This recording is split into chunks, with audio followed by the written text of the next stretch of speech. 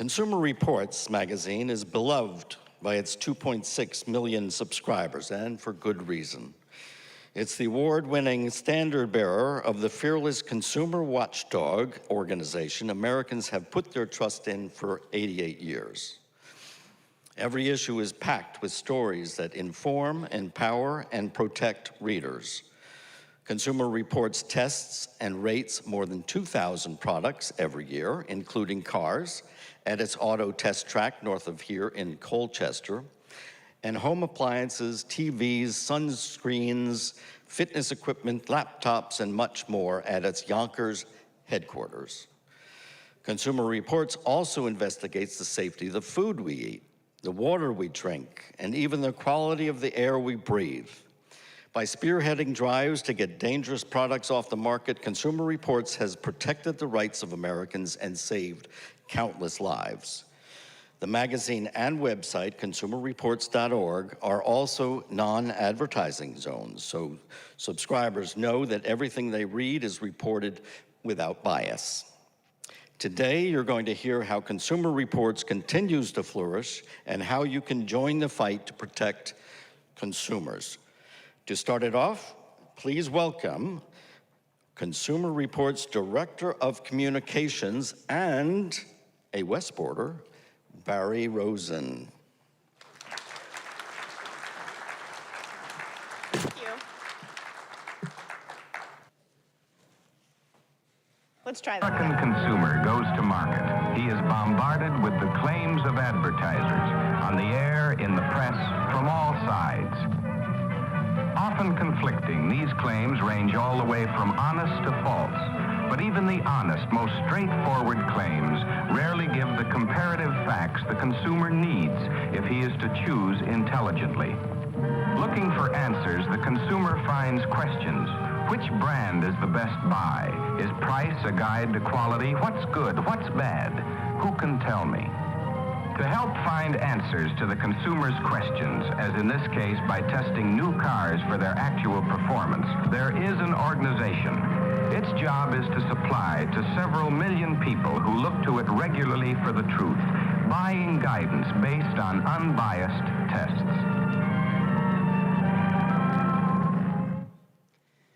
So we're going to be spending a lot of time talking about the fearless consumer champion that is Consumer Reports. But first, a blurb about me. I'm Barrie, hi. I live in Westport. I know a lot of faces in this room, and you probably didn't realize that I do work at Consumer Reports, leading communications and brand storytelling for the organization. The organization has been around since 1936. That video that you just saw was from the 1960s, and what always strikes me about that is Consumer Reports was founded at the dawn of the advertising age, at a time when snake oil salesmen were selling things, and people didn't know if you could trust it, if you could believe it, whether it worked. So our founders created Consumer Reports as an independent, nonprofit organization to literally test those claims, to see if you were getting what you thought you were getting, if the price was worth it. And for nearly 90 years, we've been doing that. Obviously, the world in which we live has changed dramatically, but those core fundamental principles have not changed. We are still working to figure out, is this true? Does it work? Are you getting a fair shake? Is this safe? Can something cause you harm? Not physically, in other ways as well, because there are a lot of new dangers that we face as consumers today. And all of this work is made possible because we have a 5 million member strong base that supports all of the work we do, whether that's subscribing to the magazine, whether that's accessing our ratings online, whether that's participating in some of the campaigns that we engage to help shape the marketplace so that rules are fairer, rules are more transparent. All of those people are part of the community that is Consumer Reports. In our offices, which are scattered across the United States, we have over 550 employees. That's a crazy team that includes folks like me, who speak people, but also includes folks like scientists who, let me tell you, I don't understand what they say half the time, and I'm always playing the dumb person in the room. But we also have technologists, we have advocates, and so all of these people work together to help expose and to understand the things that underpin our marketplace and underpin the products and services that we use every single day. We buy all of the products that we evaluate. That even includes cars. So we have a team of secret shoppers that go around to car dealerships, to supermarkets so that we can buy crates and crates of spinach to see if freezers actually work. And we put them under like these EKG-like devices in order to, they're called thermocouplers, in order to see if the freezer is keeping things at the right temperature. But we also buy things from Amazon and the places where you would shop every single day. And that helps ensure the integrity of our process. So what that means is what we buy is what you're getting. And when we put it through our series of rigorous tests, we know that that's exactly what consumers are experiencing, and we work with consumers regularly. So we gather insights through a vast network of surveys that we do, both of members as well as the American population, to understand behaviors and preferences and how people are interacting with different things so that that can inform our process. And then we also have 500,000 donors who, outside of membership, also support our work by giving us small dollar donations, as well as leaving us in their wills, as well as just working with us in other capacities on advocacy campaigns as well. So the pillars of what we do are really threefold. There's the research and testing that we do, and that underpins the investigation and the analysis that comes with all of the products and services. But we also have an incredible force in our journalistic arm that is looking at what are things that people are seeing? What are we hearing? How are we facing different challenges that people might encounter? And we work to uncover things and to identify products that might cause you harm, to identify issues that people might be facing, and then to offer some really actionable advice so that it's not just, oh my gosh, the world is ending, but hey, here's something that you can do about it as a consumer to take action.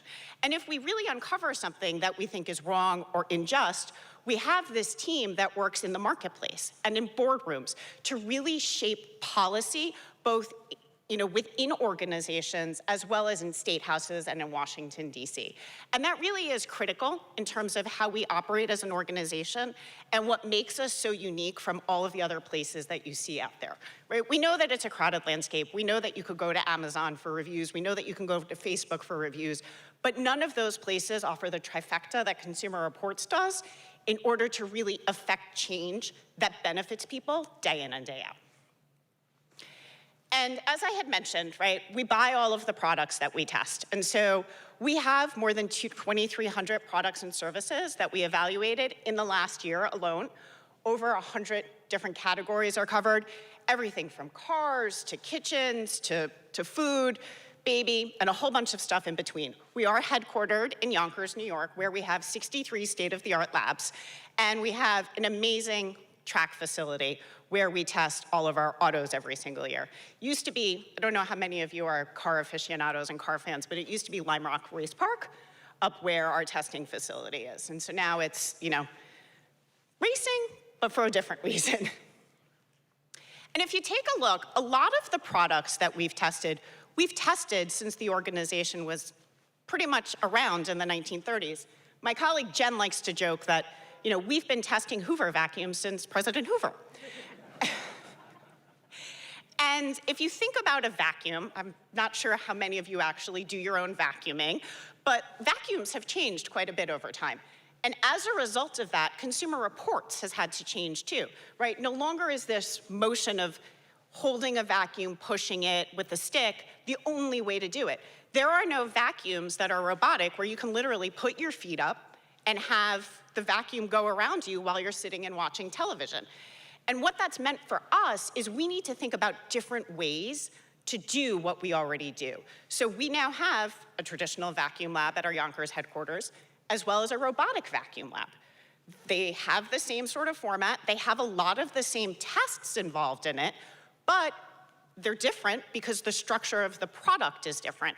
And so with a robotic vacuum as an example, right, we're now looking at, is it covering the entire space? There's a heat map that follows the vacuum around this fake room that we've set up with the little bed and everything, and it'll show all the spots that the vacuum missed. We're also tracking, hey, it's connected to the internet. Are they collecting data about you and your home? Is that data getting shared? So that's all of the information that we're looking at, and we're looking at it very holistically across the category, and with the intention of bringing that to light to consumers so that they are more aware and informed as they are shopping and understand the trade-offs and the benefits of what they're purchasing. Another category that's changed quite a bit over time, televisions. I'm sure you all watched some TV this week. We were testing televisions back when they were like the size of your phone, right? The screen was the size of your phone. And again, televisions have changed dramatically too. They're not boxes anymore. They're gigantic. They hang on your wall, and the screens are flat. And P.S., they're also connected to the internet. So what is the data that's being collected there? We're looking at that as well as, are they giving you a great picture? Are the features and benefits really things that you need to have, or are there certain things that you don't? And our testers recognize that people have different ways of watching television, different needs, and so we're gathering that input from consumers, from panels that we have, to understand how can we continue to refine our processes so that they are most representative of what people are experiencing and how they're using these products in their homes every single day. And of course, everyone knows us about cars. And again, just taking a look at those pictures shows how cars have evolved over the last decade. And I heard a bunch of chuckles on the video before when we were talking about the new car and that clip from the 1960s. And cars don't look like that at all today. You know, some of them don't even have engines. They're completely run on battery power. So over the last year, we have developed new methodologies in terms of testing vehicles to understand, are the miles per, I'm sorry, not the miles per gallon, that would be for a gas car. Are the range claims accurate? And what our testers came up with is a process whereby we have a car that's fully charged, we bring it out on the highway and run it till it goes on empty and record that process. And what we found was that not all of the cars have the range claims that they purport to do. And so because we are looking at not just one product, we are looking at a whole host of products, also buying the products that we as consumers experience every single day versus getting them from manufacturers and getting all of the bells and whistles that they want you to experience, we're able to provide an independent, trusted opinion that people have really come to value over time. And one of the other things that really makes Consumer Reports unique in terms of what we're doing is, yes, performance is critically important. You don't want to buy something and bring it into your home and not have it work. But also, you don't want to have it hurt you. And so cars is a really great example of where, since basically the 1930s, we've been critical in terms of advancing safety standards in vehicles throughout the decades. And my colleague Jen is going to be talking about how we've done that for cars and a bunch of other categories.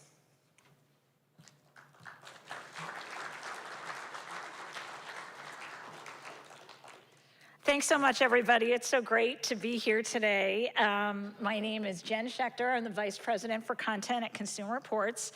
I've been here for 25 years, and I'm a Weston resident. My husband grew up in Westport. I'm so happy my father-in-law and my best friend are here today.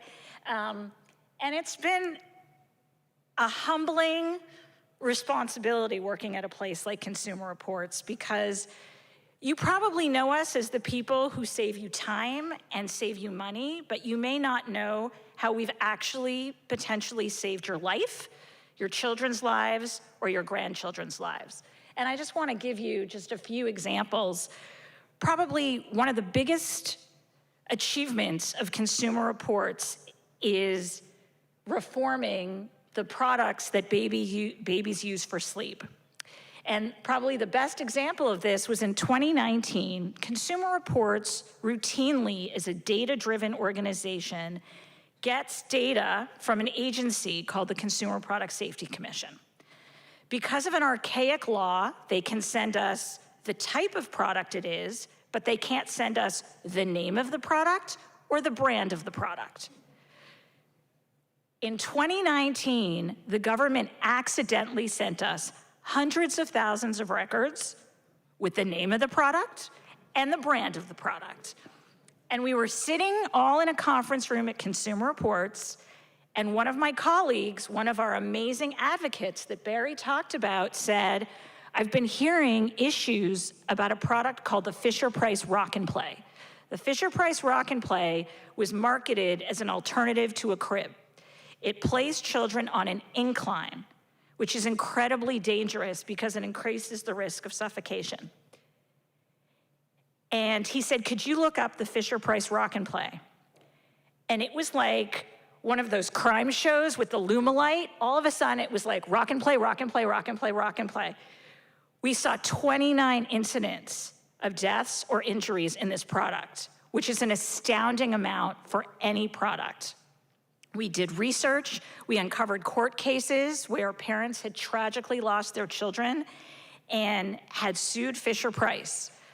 In the discovery, we saw documents where Fisher-Price said it's the parents' fault, they should have been watching them, they should have been restrained.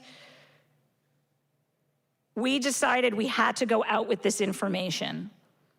We called Fisher-Price and we called the government. The government said, we accidentally sent you this data, you have to give it back.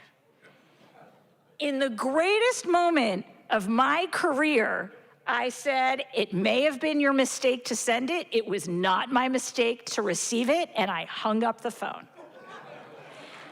Yes, a big round of applause for Consumer Reports. I was on the phone with Mattel all weekend long. What's the story gonna say? What are you gonna do? And not only did we uncover these deaths and injuries, but because we have this advocacy arm, we said this product should come off the market.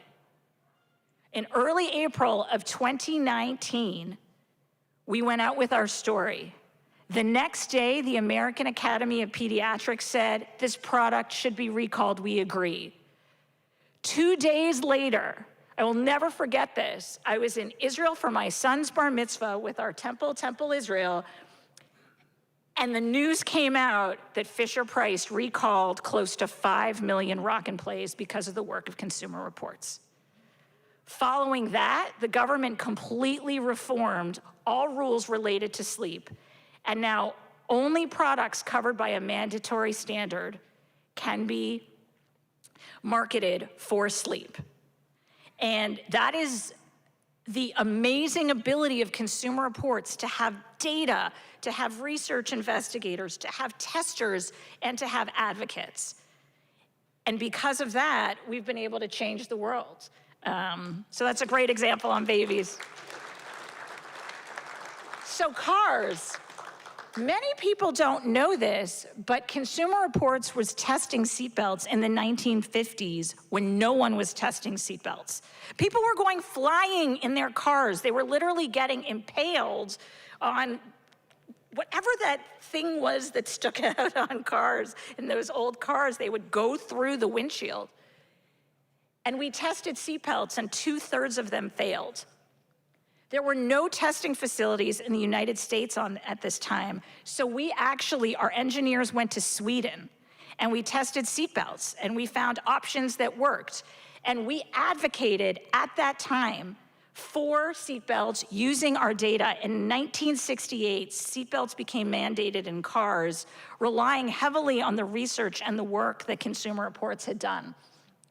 In 2007, electronic stability control. So many of you probably remember the 1988 Suzuki Samurai that tipped up in our tests, the 1996 Isuzu Trooper that tipped up in our tests. Consumer Reports petitioned the government to create a rollover standard. And the reason that there are those star ratings now for rollover propensity that come out of the government is because of this Consumer Reports petition. Companies wanting to address that issue developed a technology called electronic stability control. Consumer Reports decided that we would not recommend any car that didn't have stability control as a way of driving the marketplace. So even before the government mandated every car have stability control in 2007, many of them did because they wanted our coveted ratings. And that's another lever that we can pull at Consumer Reports to say, there are life-saving devices, they are technologically feasible, you should put them on your cars. Same thing with backup cameras. Tragically, children were being run over because people couldn't see in their rear view because of the huge backs of these massive SUVs. So we joined a group asking the government to put backup cameras on cars. The government stalled. So while we don't do litigation ourselves, we joined with another group, and they needed 2 people to help sue the government to get them to release the standard. And myself and somebody else from Consumer Reports, because we were members, talked about how we had young children and how we really wanted a safer car. The day before the lawsuit, the opening arguments were set to begin, the government released the standard. So that was another great example of how we were able to apply pressure. And finally, automatic emergency braking, which is an amazing feature on cars today that if the car senses the car in front of you, it'll brake for you. And again, Consumer Reports will not have as one of their top picks a car that doesn't have automatic emergency braking, and we help champion it being mandated on all cars starting in 2029. So when you leave here and you drive in your car, just think of all the amazing, put on your seatbelt. Your car doesn't tip over. You can see behind you and you don't back into, your mailbox and you stop for the car in front of you. A lot of that is the work of Consumer Reports. And finally, making our homes safer. So this was another great example of we were noticing a huge trend of death and injuries to small children who were able to pull their furniture over. And we helped found a group of parents who came together. And Consumer Reports, very little known fact, we sit on the standard setting committees.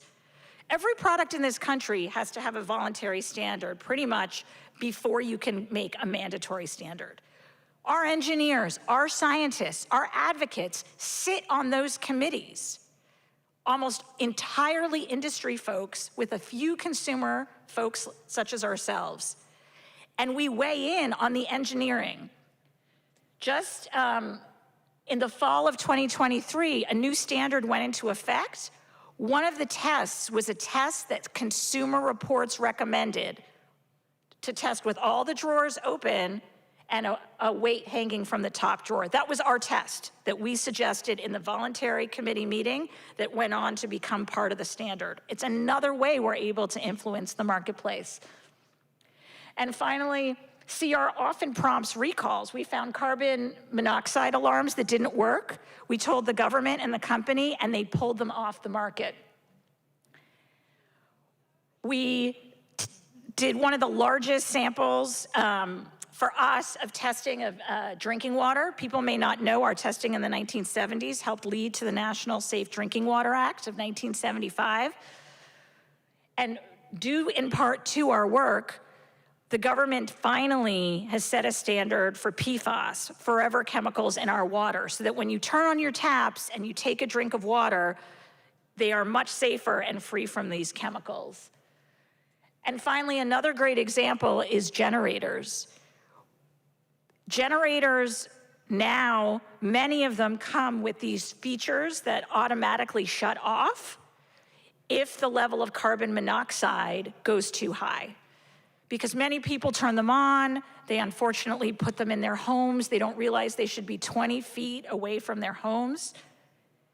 And again, we decided we would only test products that come with this feature, and there were 2 types of features on the market, and we were the ones who said it should come with a shutoff feature in addition to emitting low amounts of carbon monoxide.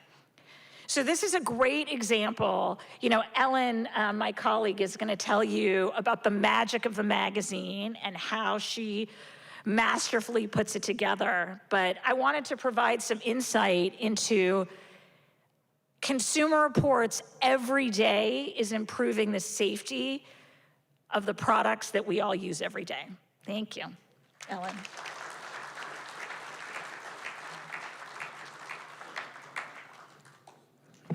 Am I really the shortest person here? Because you guys aren't tall. I don't know about masterful, but thank you very much. I also want since everyone here seems to be from Weston, Westport, I don't have those creds, but I am living in Connecticut, actually near Lime Rock Park in Salisbury. So, and a little bit more about me. I've been the editor of Consumer Reports magazine for about 4 years. I've been with the organization for 11. Before that, I was a longtime magazine editor. I was the editor-in-chief of Redbook, Health Magazine, and the Oprah Magazine. I was the founding editor of that. But I have to say that of all the places that I've worked, Consumer Reports is absolutely the most fulfilling, the most exciting place, and that's saying a lot. And you know, it really has to do with our mission, which is to inform, to protect, to empower our consumers. This is what we work for and think about every single day when we're putting the magazine together.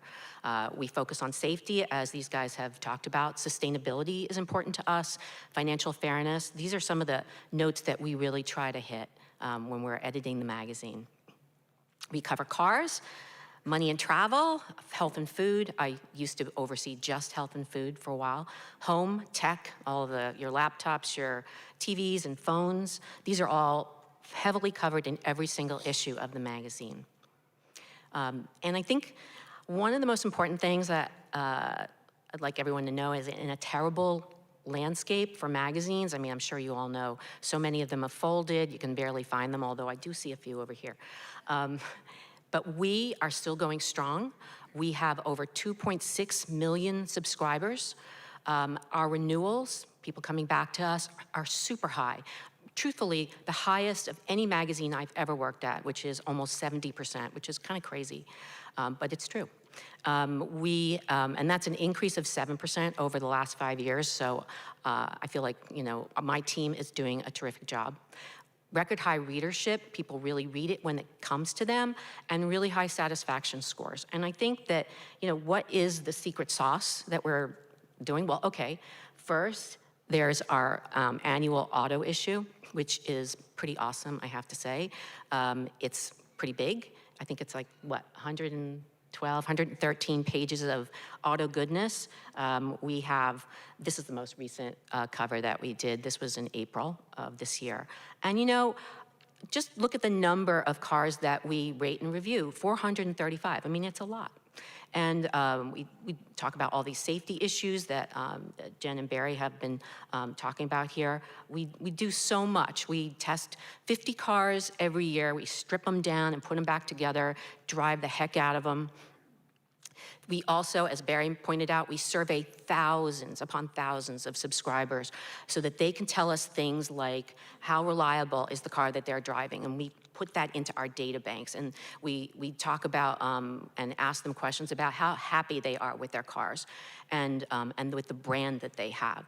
And then we put that all in together and we come up with a story like this one. This is the most and least reliable cars. So, you know, what's really important to us at the magazine is that we're telling people, we're giving them really actionable, serviceable information, but also we're telling people not just what's the most reliable, but also what's the least, so that when you're in the car market, you're going out there, you want to buy something that's going to last and not send you to the shop every 5 seconds, that you're not going to buy one of these least reliable cars. And there's not a lot of other places where you can actually get that information. So you know, we're really happy when we can publish this kind of story. Another great story that we recently did, keep your car in great shape. So it's a lot of service information, which we love to do. Stuff like, you know, how to keep your car maintained the way it needs to be. But we also rated different kinds of shops, independent shops, chains, on dealerships. Like, where do you go? Do you go to a dealership for everything? They're kind of pricey, but there are times, like for example, when you're trying to get your infotainment system dealt with, when it's probably best to go there. But then we also gave you the names of the shops, the chains, et cetera, that are really best and worst, so that you know which ones are you gonna get a better deal at, and which ones are gonna provide the best service to you. This is, as was mentioned by Barrie, probably one of our biggest franchises, I guess, the 10 Top Picks. People love this because basically takes all of our information every year and says, these are the top cars on the market, and it goes across all the different car categories, as you can see here. Being that it's our most popular franchise, we had this little genius idea a couple of years ago, which was let's do top picks across everything that we do. I mean, we test an awful lot of products. Why not rate and review and give our top picks for all of them? So that is actually the issue that's on newsstands and in your mailbox right now, the top picks of the year. And there's a huge amount of work that goes into this to get everybody across the organization's favorite products. And as you can see, look at all these different categories. We've got coffee makers, we've got blood pressure monitors, we've got pots and pans and refrigerators, and we've also got what the editors really like and the testers, what they actually have in their own homes, which I think is, says a lot. I think when we talk about the secret sauce of what it is that we're doing and why it's resonating with people, it's because we really think about what is your life like and how can we solve your problems, just the issues that come up every single day. How not to get stuck at the end of an airport security line, how to spend less on cable TV and streaming. I mean, do you really have to pay for HBO Max and Netflix and YouTube all at the same time? We have the answers for all these things. And this was one of actually my favorite stories that we just did, which is how to keep your phone charged. So I don't know about you, but this is I'm thinking about my phone charge right this second. It's over there, and I'm worried about it. Like, is it gonna get me home? So we decided, let's do a whole story that really looks at batteries, right? How to keep your battery in your phone healthier, longer. When is it time for a new battery? Should you actually buy a new battery, or should you buy a new phone? Because, there is controversy about that.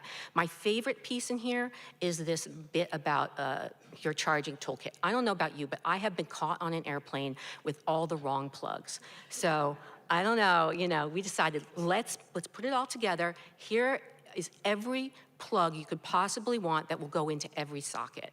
And it's right here collated for you. So that's what we love to do. We want to give you the ultimate in service. We also really, as these guys have talked about, source products that can really improve your life.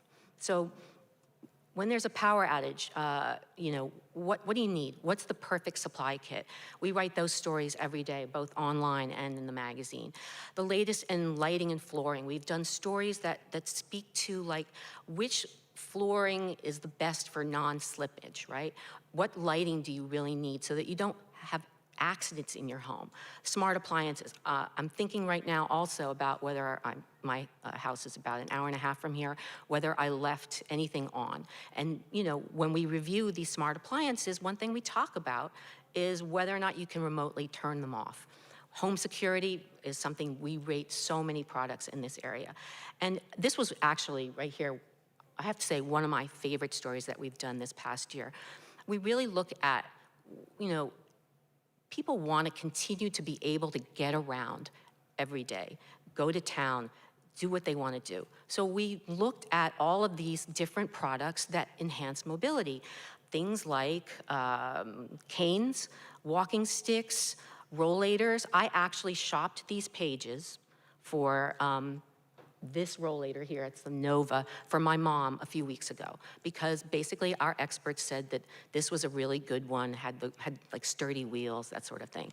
We rate e-bikes, helmets. We also gave information for light backpacks.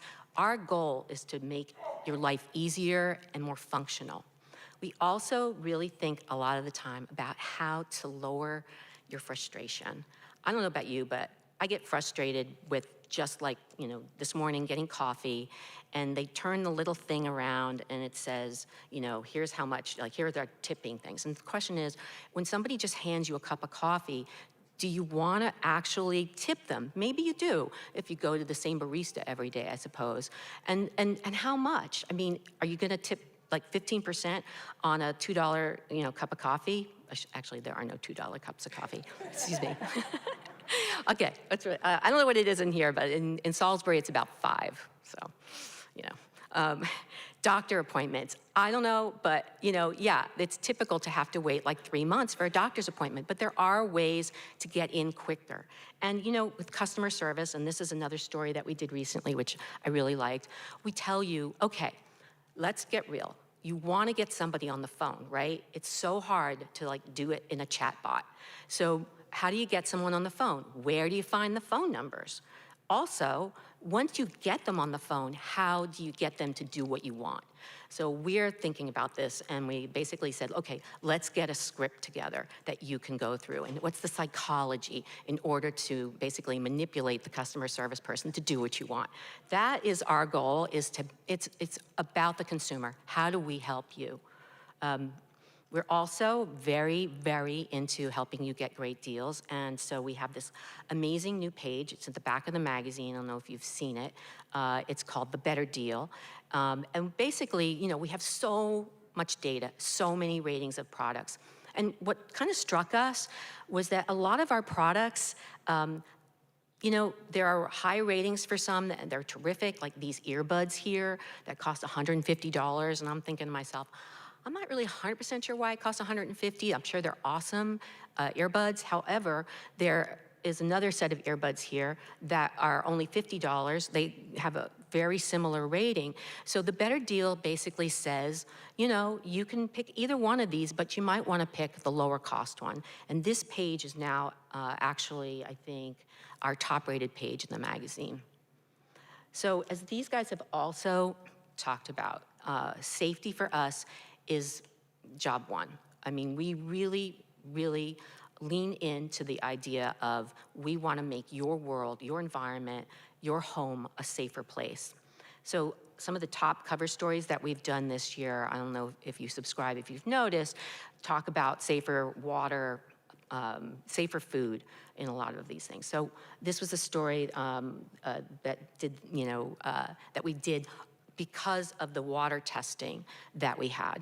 And it was an amazing story.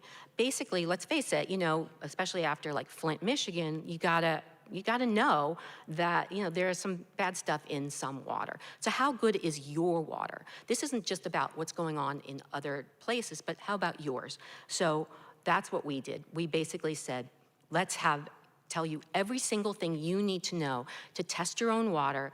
And after you've tested it, what do you do with the results? Is it good?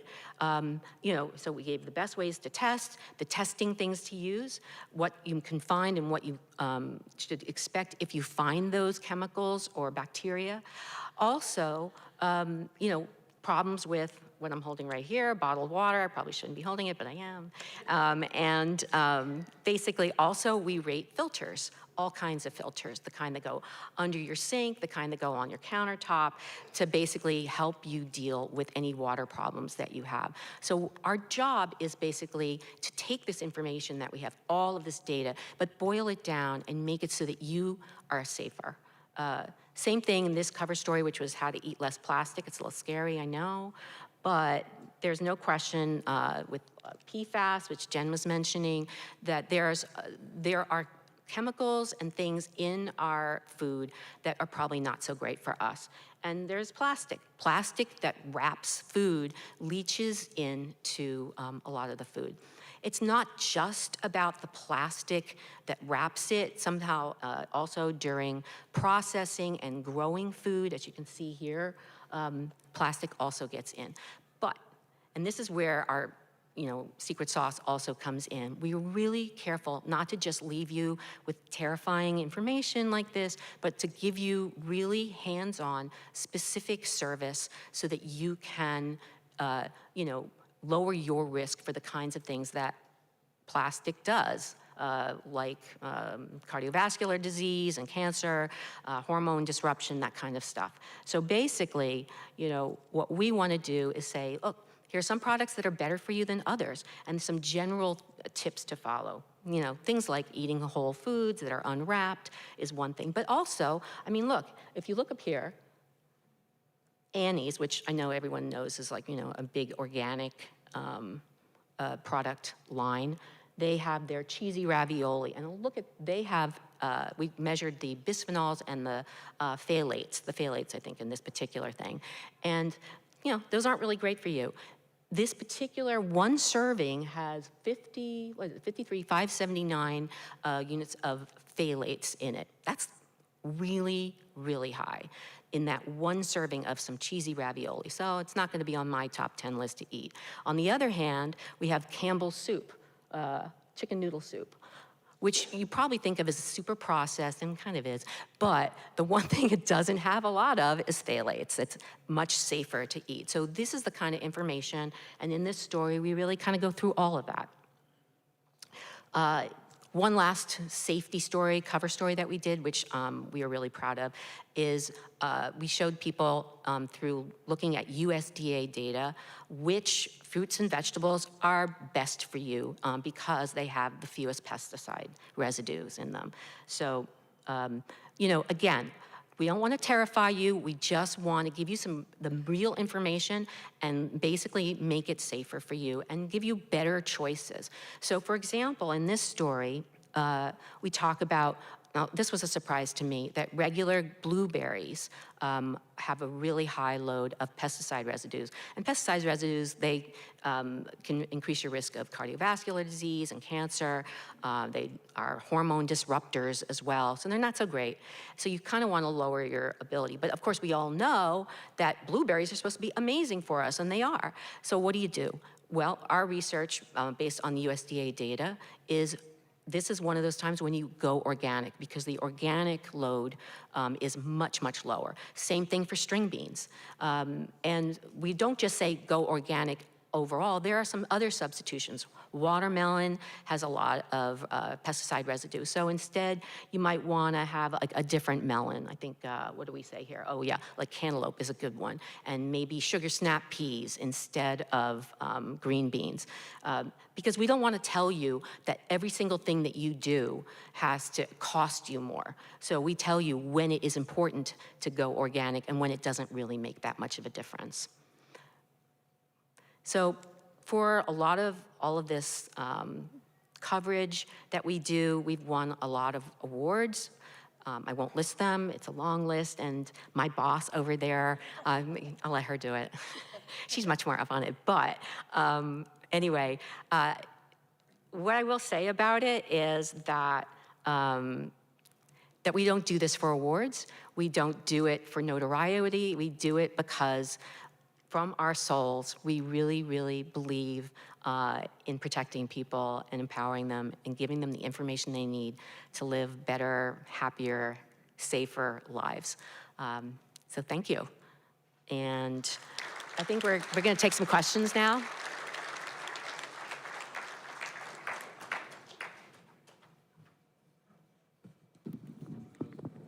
Because of the AV requirements in the House, folks, you're going to have to come up here to ask your questions.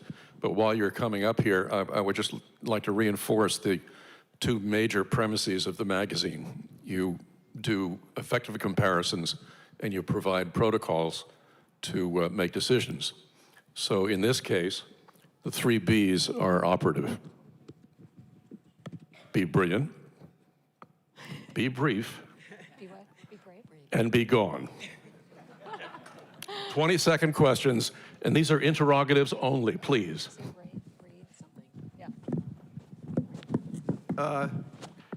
Great presentation. Do you ever get complaints from companies that feel they're being unfairly rated, and how do you deal with it? So before I had this particular role at Consumer Reports, it was my full-time job to deal with the companies that had issues. Interestingly, until a few years ago, we didn't go to the manufacturers when we had our findings. So if we found an issue, we published. And we changed that because we realized we could have a much bigger impact and potentially get the companies to change on behalf of consumers sooner. So now, anytime we find an issue, significant performance or safety issue, we will go to the companies in advance, we will send them the data, we will invite them to come to the labs, and we'll have a conversation with them. 9 times out of 10, the company says, thank you very much, and in a lot of times, they change the product. sometimes a company is very unhappy, but because we talk to them in advance, because we solicit comment, we're always fair. And so the way we deal with it is being transparent, is being open, and being very clear with the reader why we found what we did and how we did what we did. And, I am happy to say that we've never lost or paid to settle a lawsuit, and it's been more than a decade. Maybe it's been 15 years since we've had a legal complaint. The other thing I would say is that if we've made a mistake, we will change it. As the person ultimately responsible for our content, if a company comes to us, either before or after, like we go to them and we say, this is what we found, if they present us with data that's compelling, we go back and retest. And after the fact, if they come to us and say, there's an error here, we look at it. If we find the error, we will print a correction. I just wanted to tell you how much we appreciate the work that you do, and this information today I think is so important, and it's been a pleasure working with you. This is a specific product question. I see advertising all the time by Rocket Money about getting involved in what you spend your money on and canceling subscriptions and saving you money. Have you ever dealt with them, or do you know anything about whether they're trustworthy in this regard? Because you have to give up basically your credit information to them. To my knowledge, we haven't worked with them in any capacity in that way. I can say that there are two things that we have been doing recently that are relatively new to Consumer Reports. So we talked a little bit about how data collection, data privacy, and security is a critical part of who we are today. And you probably don't realize, or maybe you do, that all of these companies are out there collecting your data, selling your data to other people so that they can target you with very specific advertising. Well, as part of our mission, Consumer Reports has developed new products whereby we will advocate for companies on your behalf and en masse to get rid of your data and the trail of data that's out there about you. It's a new product that we actually have called Permission Slip, and there's another version called Permission Slip Plus that has some enhanced services as well. So that's one of the things that we've been able to do in that regard. Another thing when it comes to bills is we also have a product whereby you can work with a service called Bill Negotiator that can help you lower the cost of bills like cable bills, like Wi-Fi bills, and all of these other services that you might have in your home. And the only way that you have to pay for the service is if we actually save you money. On average, we've saved about $300 per person using this service. Two questions. There isn't a week that goes by we don't see on the news house fires started by illegal e-bike batteries that people charge in their homes. This is an issue that you have not brought up, even though we did speak quite a bit about checking batteries. So I want to know, what is the criteria for checking the illegal bootleg batteries? And my second short question is, what is the criteria for products that you deem not to be testable and no interest in testing? So one thing that I will say is that we actually did a huge investigation into e-bikes, which we actually called Fire, Fire, Fire. And, it's a huge issue, as you point out, New York City, firefighters, there's a whole consortium of people who've gotten together, and there's also a bill at the federal level to require certification. What we looked at was e-bikes and the batteries in e-bikes, for example, and there is certification, but it is more expensive. So trying to find a way to have legislation that makes it less expensive for companies to get the certification, because what happens with those batteries is they try and put a very powerful battery in a very small space. If you remember a few years ago with the Samsung Galaxy phone, where there was fires and explosions, it was because they tried to put too big a battery in too small a space. And in this case, if you're manufacturing the battery and even the slightest thing goes wrong, there's a problem. So to the point of, we are championing legislation, and we did this an investigation into the issue, and we're looking at ways in which the certification can be more accessible for companies. We ourselves don't test lithium-ion batteries because that is incredibly, I don't think we have insurance high enough in our labs in case there would be a fire. But it is definitely a significant concern that we are championing. In terms of products we don't deem testable, we generally ourselves buy from reputable sellers so that we know that the product, has the proper certifications, unless, like we did a project recently on bike helmets to see if we ordered them online, did they have the proper certification? So bike helmets need to have a label on them that says that they are certified to the Consumer Product Safety Commission government standards. If they don't have that label, you shouldn't use it, you shouldn't buy it. And we're doing a lot of work on online marketplaces because a lot of recalled products end up in secondhand marketplaces, as well as third-party sellers who may not be aware about the latest laws. I would say we generally don't do alcohol, tobacco, or firearms. Little known fact, we tested firearms in the 70s. We don't test them anymore. We were one of the only publications testing for the tar and nicotine content of cigarettes. And our research that showed a much higher level of both than was advertised was part of the Surgeon General's report that ultimately came up on smoking. And we generally don't do like all-terrain vehicles. Those are recreational vehicles that don't need to be purchased by the consumer. We like to focus on items that are part of their everyday life. I will add that we did once test wine, which we at Yonkers really loved. But people did ask what CR really knew about wine. That's it. Yeah. Yeah, at the end of the day, it wasn't really where people go for their wine information, but which also raises, though, that we have what we call sensory testers, who are people who basically taste test. They have educated palates. And so we do taste test a lot of food in addition to giving nutrition information. Yeah.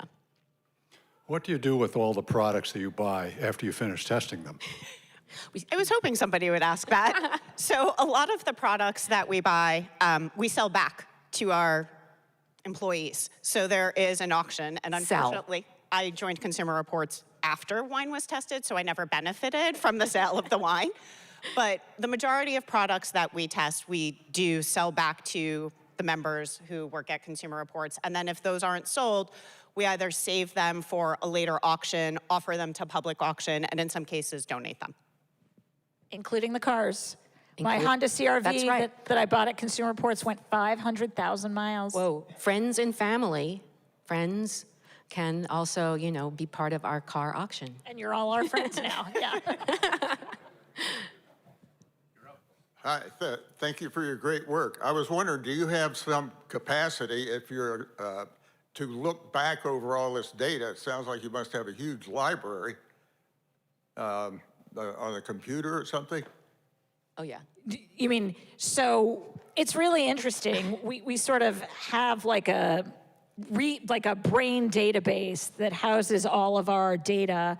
We generally products in the shelf life, aren't on the site for more than 3 years before they leave the market. So we probably have a decade's worth of data, and then we still have all our archives. Actually, all the Consumer Reports archives are stored at Duke University. I didn't know that. Yes, Oh. yes, Okay. because we represent kind of the history of America in a lot of ways in consumption. So we do preserve all of that. Yeah, if you've ever taken a tour of the Yonkers building, you see all of these ancient appliances, which are really fun to see. So On open days, it's fun to go there. Betamax machine, Yeah. fax machine. I still don't think of Betamax as that old. Maybe it's because I'm old. One question. Back in the mid-'60s, I purchased one of the first Mustangs, and I was driving in the bumper-to-bumper traffic on Route 22 in New Jersey. I checked it out with a lot of lights in the front, but I realized from behind you couldn't see ahead of the cars putting on brakes. So I wrote a letter to the consumer and association then, and then to the government. It would be a good idea to have brake lights higher up on the back of the car.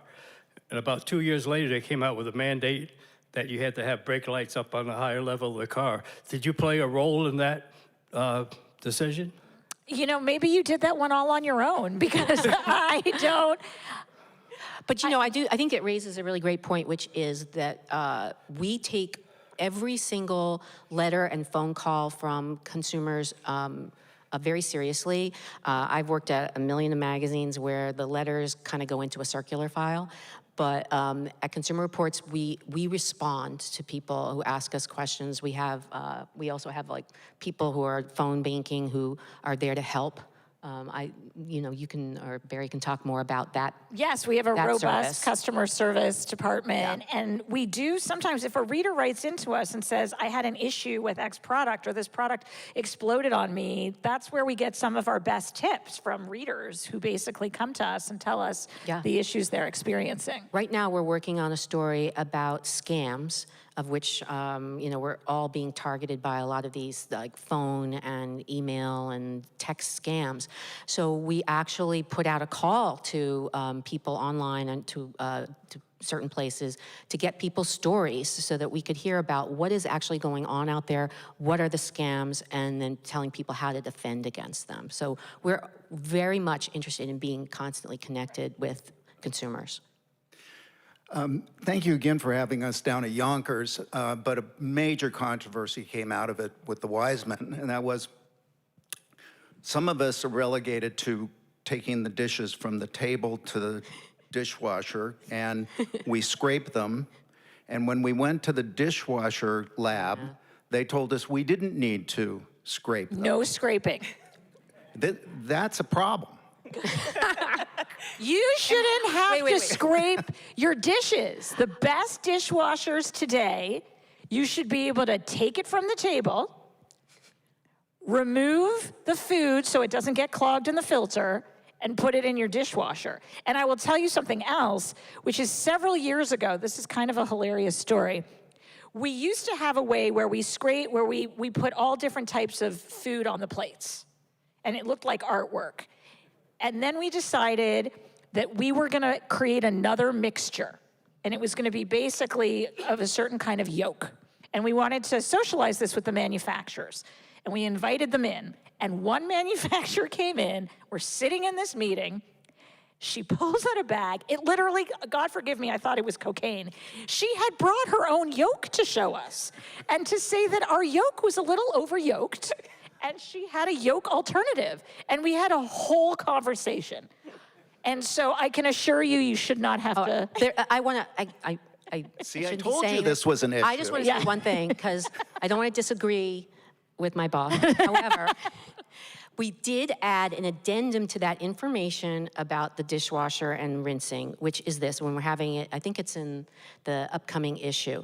Somebody asked this very question, but here's the story. So we say don't rinse them off, except, and there is an exception, if you're like me and you don't really generate a lot of dirty dishes over the course of a few days. I mean, what happens? The stuff, if you put it in there and there's stuff gunked on there, it gets kind of dried on and then it doesn't work, right? Okay, so what we say is, all right, so if that's your situation, like you're not using the machine every day, then what you should do is put it through a little rinse cycle. You don't need to add the soap or anything like that. Just put it through a rinse cycle and then, you'll be fine the next time when you really are washing them. So, sorry. I'm glad you cleared that up. These are the things that we perseverate about. But these are the in and everyday day out. products. Things to Ellen's point about the secret sauce is Thinking. we literally have a secret sauce. Yeah. A quick question regarding supplements. the FDA doesn't regulate supplements at all, medical supplements, vitamin supplements, mineral supplements. And when they do studies on these individual things like melatonin, they find that what's on the label is 90% less than the label or 500% more than the label says. Does consumers relate to that at all? Because there's no other watchdog that's watching supplements. Okay, well, I'm going to mostly let Jen mention this. We have done an enormous amount of work in the supplements area. And the reality is some supplements do what they say they're going to do because they have a special seal, but they're not regulated by the government. They're regulated under food, and that means that they're not a drug. Therefore, you're not always sure what you're going to get. So you have to be really careful, and I'll let Jen take it from there. I will say that, you know, Ellen's done some spectacular covers. They're some of our most popular on supplements. Our advice, so number one, when Ellen talks about the seal, if you look at things like USP verified, the United States Pharmacopoeia, that means that the product at least is adhering to these voluntary standards, and USP takes those standards very seriously. So if you see labels like USP, I think that there are a few others, seals that are credible. We also just actually did a great cover story about a few supplements you may want to consider, but we always say, talk to your doctor, because he is a doctor. So then you know about the contraindications, Right. We once did this survey with pharmacists saying, basically asking, if I take this drug, can I also take this supplement? And sometimes they don't know the answer to that question, so you really have to be careful. Right. And it is the Wild West, Yeah. and so... We advocate people bringing a brown bag like to their yearly checkup that has everything they take, which includes the supplements that they're taking, so their physician can evaluate it and look at it and say, is this, you know, okay? Because look, we're all guilty of adding, you know, talking to a friend or reading something online and adding something to our mix, trying melatonin. And there definitely are some supplements that have evidence of being somewhat effective. But it is kind of a crapshoot about which ones of the ones that are out there, because it's not regulated. And some of them have this label, I think it's called special ingredient or something like that, which basically means they don't have to tell you anything in any amount. It just... And they're totally off. I yeah. mean, when they... So, yeah, you have no idea. It's totally random. Yeah. And we also advocate, you know, ever since the regulation was passed that completely deregulated them in the early 90s, we've been advocating to repeal that legislation and have rules in place. There's only been one supplement banned in the entire history of that legislation, and that's ephedra. Ephedra was like a performance-enhancing supplement, but that's it, one. You must get some nasty pushback. How do you deal with that? So, she's the pushback person. Yeah. I am the pushbacker. Nobody gets more pushback than Jen. But she handles it so brilliantly. Right. Like I said, we get it from consumers, we get it from the government. Someone asked about the manufacturers. Again, we are fair and transparent. We're very open. Look, we have a solemn responsibility. We make or break companies with our evaluations. We have to be very clear about how we came to our conclusions and why. And we have to be transparent about the data that we've used. And we have to make sure that whoever, whether it's the government, we don't believe in surprises. The key is for the government, for consumers, and for manufacturers not to be surprised. And so that's how we deal with it. Honestly, I have been on the phone with companies all hours of the day, all hours of the night. I've been on the phone with Elon Musk. I've been on the phone with, lawyers from Apple, from Pepsi, from the biggest companies in America.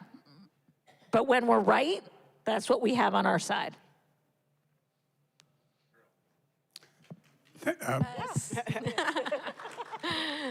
Thank you very much for being here. A business competitive question. Can you speak about your product relative to wire cutter and its impact on your business model? Yeah, please, Ellen. I'll start. Because Ben Fruman, who's the editorial director of Wirecutter, is a friend, and so I'm interested in what they do. We all are. What they do is vastly different than what we do. They get products, number one, from the people who make the products, and why is that, from our perspective, not really the best way to go? Well, because you never know, are they sending you exactly what is actually out there for the regular consumer to get? Or are they sending you something that's slightly better or more fixed up in some way? So I'm not saying that they do that with all their products, but I know that they don't buy them the way that we do. They don't have the same kind of testing protocols that we do. We have people who, their whole job, their whole purpose in life is to test products, and then we have other people who, use all of that data to come up with the ratings and the reviews that we do. And it's a very sometimes long and arduous process that we do. What they use are a team, and it's a very good team of about, I think it's like 120 journalists who are not necessarily skilled in a particular testing area. They may not know anything more than you do about dishwashers or laundry detergent, but they're, good journalists, and so they go and they buy a bunch of detergents. And then here's the most important difference. They, if you notice, never talk about what they don't like or what doesn't work. Instead, they only talk about the best and the next to best. So from our perspective, we like to basically tell you everything there is to know about a product category when we can. And we think that that gives you more information, particularly when you're spending an enormous amount of money on things like cars and refrigerators and, these kind of big ticket items. We think that the way that we do it is really the best for the consumer. And I would add a couple of things. And we're a nonprofit. I was just going to say that. So there we are have, and I'll add one last thing. No one in our organization is allowed to own stock or anything in any companies. We are completely agnostic, and we don't accept gifts. We do not accept free products ever. And we also don't accept advertising too, right? The business model for Wirecutter is advertising. So it is in their best interest to promote some of the products whereby they are getting money to fuel their business. And so from our perspective, one of the biggest differences is that we're able to shape the market by virtue of the testing that we're doing. We're able to not only inform you, but to empower you to make a difference and then use our resources to advance some of the change that we want to see that will make the world safer, more transparent and secure for everyone. The other thing that's a huge difference is they don't test cars. I mean, that's like a huge thing that people use every single day, and we've been at it for a really long time. So we have the ability to go back to, somebody had asked about data before, to look, how has this product changed? How has the performance changed over time? How has it held up over time? None of that is within the ability of Wirecutter or any of the competition, including Amazon. To your good question, it's harder and harder to make that differentiation really clear to consumers in the marketplace. Because they go on search and, Google AI, basically, you don't even need to go to anyone's site anymore. You type in what's the best dishwasher, they're scraping our information, they're scraping Wirecutters. So it's more important than ever that actually we do things like this and talk to people and help them understand that no one else is saving their life. No one else is saying, here's an unsafe product, and by the way, we're gonna petition the government to get it off the market. We're gonna call the manufacturer and ask them to recall it. We're gonna sit for hours in standard setting committees and suggest ways that the product should be tested. And that is our big differentiation, aside from what Ellen said, which is no one tests like we do. No one creates yolk like we do. We are the real deal, and our job is to push through the clutter and make sure everybody is aware so that we can stay vibrant. I have two gifts for you. Please. One of the members of the audience asked me whether you ever vet political candidates, and I said no.